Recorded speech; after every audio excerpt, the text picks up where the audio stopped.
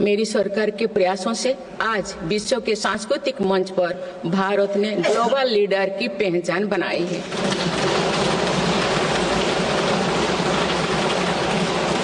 सभी एशियाई बौद्ध देशों को आपस में जोड़ने के लिए मेरी सरकार ने पहली एशियाई बुद्धिस्ट कॉन्फ्रेंस का आयोजन किया। पिछले वर्ष वर्ल्ड हेरिटेज कमेटी की बैठक का आयोजन भी भारत में हुआ, जिसमें 140 देशों ने भाग लिया। अंतर्राष्ट्रीय योग दिवस के माध्यम से पूरा विश्व आज भारत की योग परंपरा को अंगीकार कर रहा है।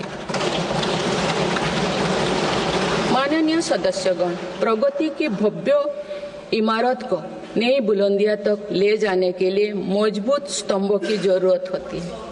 भारत के विकास के लिए मेरी सरकार ने रिफॉर्म, परफॉर्म और ट्रांसफॉर्म के ऐसे ही 3 मजबूत स्तंभ बनाए हैं। आज ये सब पूरी दुनिया में भारत के नए गवर्नेंस मॉडल का पर्याय बन गए हैं। सरकार ने संविधान के लागू होने से पहले बने कानूनों की विस्तृत समीक्षा की है। कई कानूनों को निरस्त या संशोधन किया जा रहा है ताकि पूरा तंत्र वर्तमान सामाजिक और आर्थिक चुनौतियों का सामना कर सके।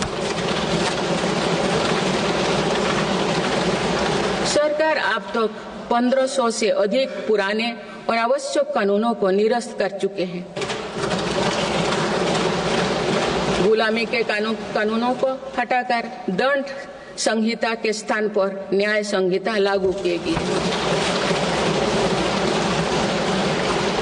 जन विश्वास और जन भागीदारी के साथ मेरी सरकार जनता का जीवन सुगम बनाने पर कार्य कर रही है।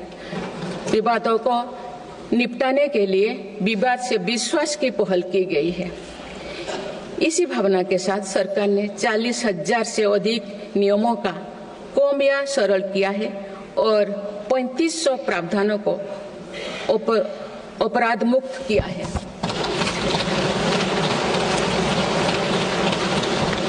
मेरी सरकार ने देश के अत्यंत पिछड़े इलाकों में आकांक्षी जिला कार्यक्रम प्रारंभ कर सुशासन का एक अनूठा प्रयोग किया है।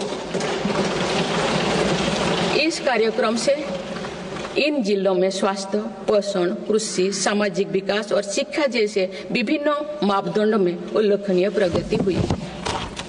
यूएनडीपी की एक रिपोर्ट में इस पहल की बहुत सराहना की गई है। इस सफलता से प्रेरित होकर अब देश के 500 आकांक्षा ब्लॉक में भी समग्र विकास हेतु अभियान प्रारंभ किया गया है।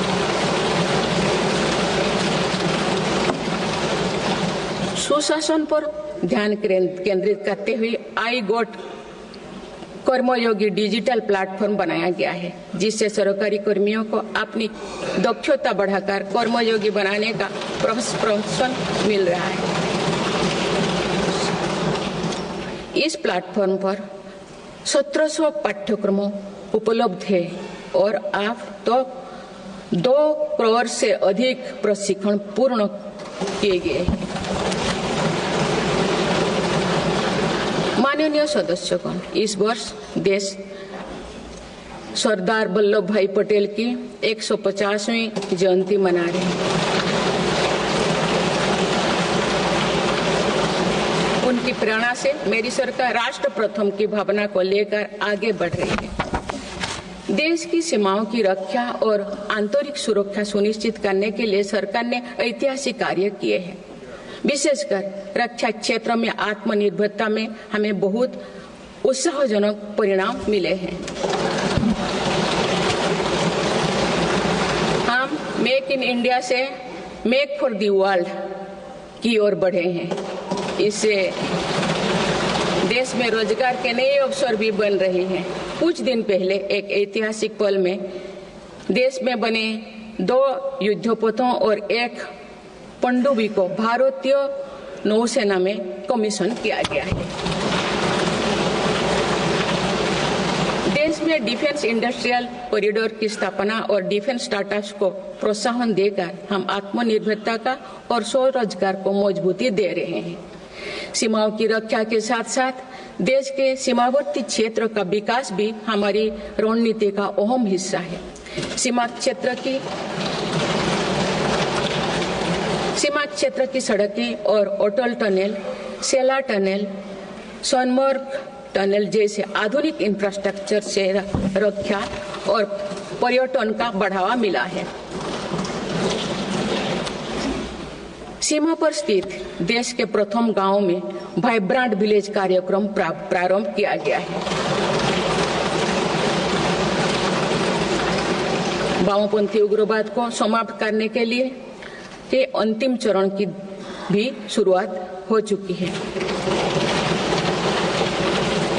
सरकार के प्रयासों से वामपंथी उग्रवाद प्रभावित जिलों की संख्या 126 से घटकर अब 38 तक आ गई है।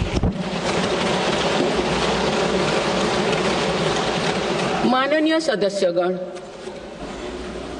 वैश्विक अस्थिरता के वातावरण में भारत आर्थिक, सामाजिक और राजनैतिक स्थिरता का स्तंभ बनकर विश्व के सामने आदर्श प्रस्तुत कर रहा है।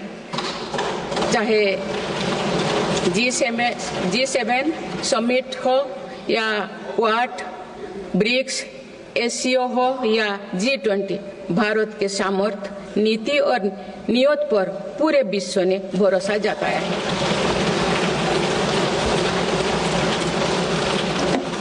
आज बड़े से बड़े वैश्विक मंच पर भी भारत अपने हितों को मजबूत के साथ आगे रखता है।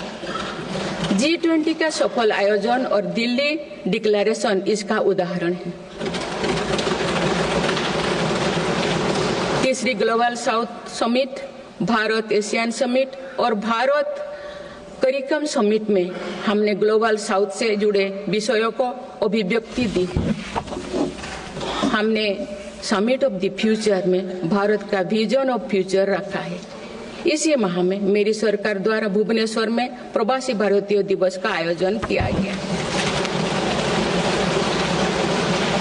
प्रवासी भाई बहनों के सुविधा सहूलियत हमारी प्राथमिकता है। इसीलिए 6 नए दूतावास और 4 नए वाणिज्यिक दूतावास खोलने का निर्णय लिया गया है।